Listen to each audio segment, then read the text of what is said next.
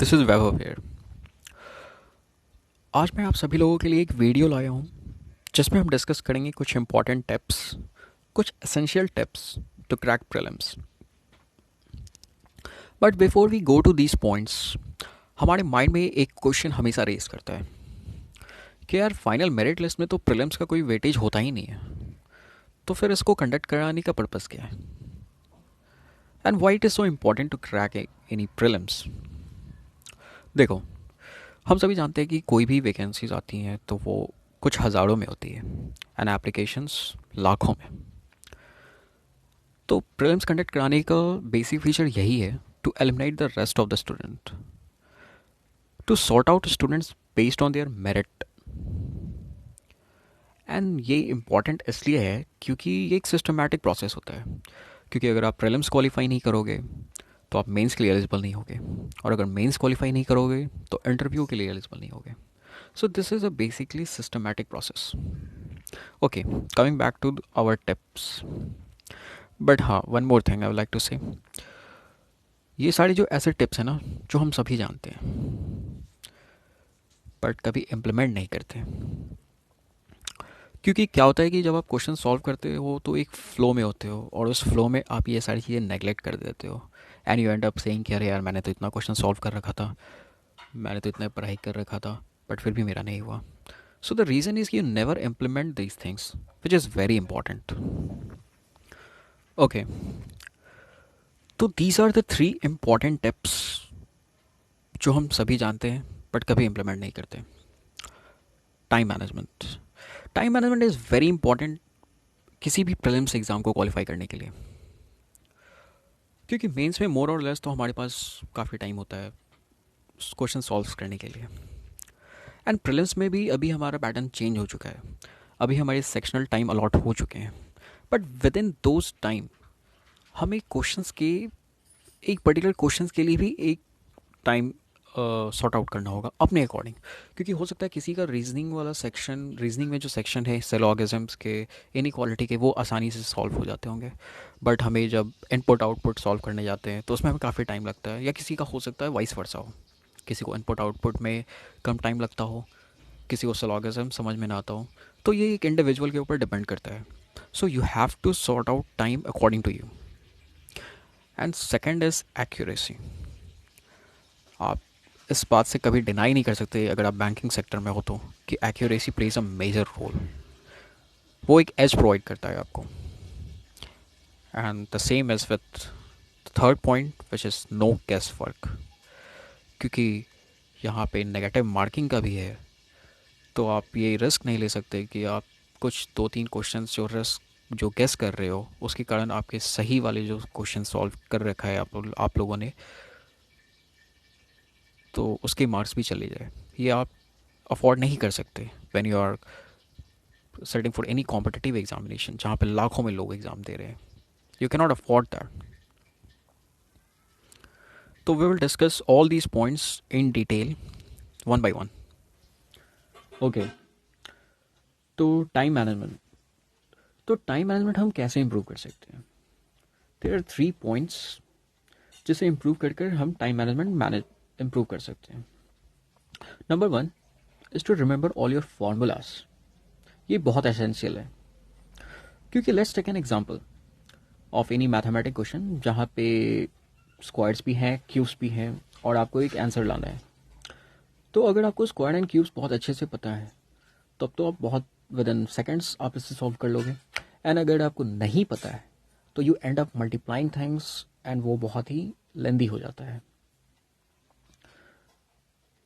तो it's very important remember all your formulas, फिर चाहे वो प्रॉफिट एंड लॉस का हो, कंपाउंड इंटरेस्ट, सिंपल इंटरेस्ट, कुछ भी का हो।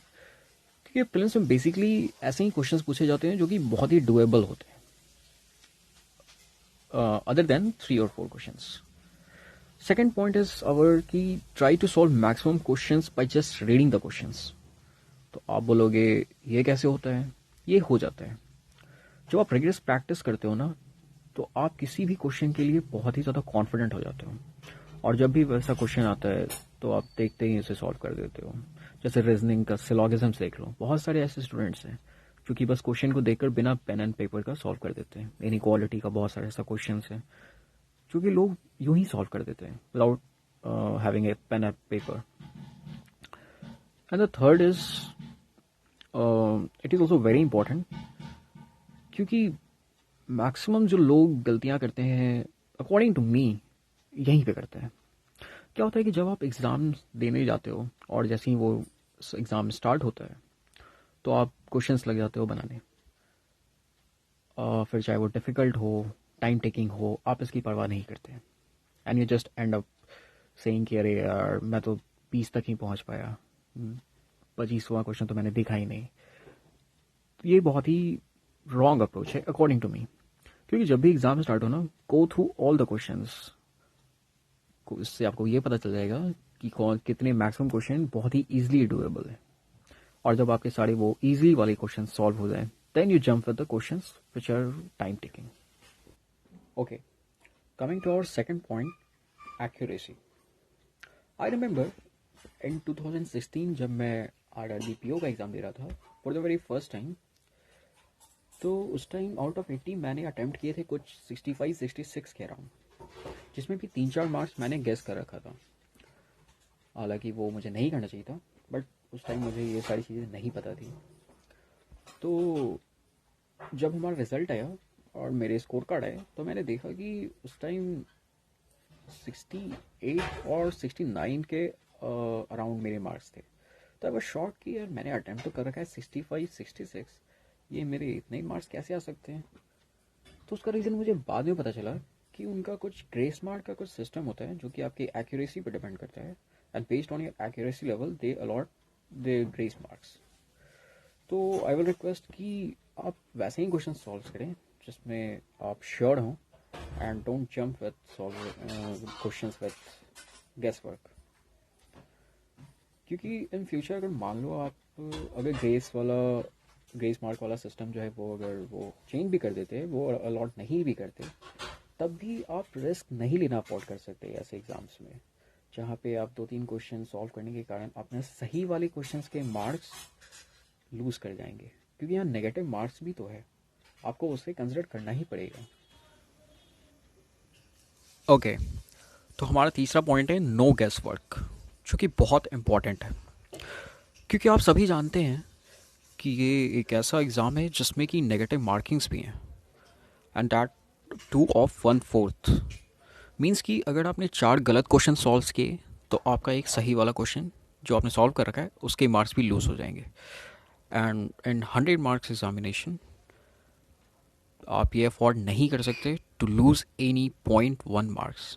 क्योंकि आई रिमेंबर मेरा जो फर्स्ट टाइम जो रिजेक्शन हुआ था वो स्टेट बैंक क्लर्क का हुआ था, एंड उस टाइम मेंस में मेरे आई वाज मतलब कि जो लास्ट सेलेक्टेड स्टूडेंट थे उसके मार्क्स में और मेरे मार्क्स में 0.75 का डिफरेंस था।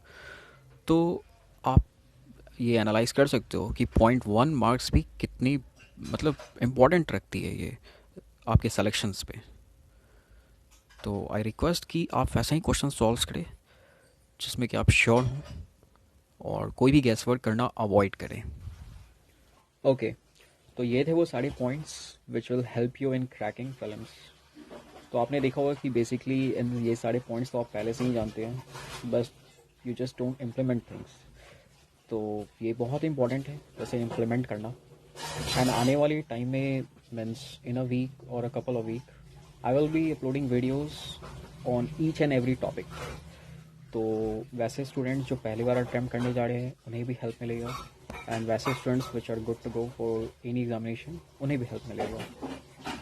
So thanks guys and all the very best. I hope you all would have enjoyed this video, and keep supporting. Do like and subscribe. Thank you.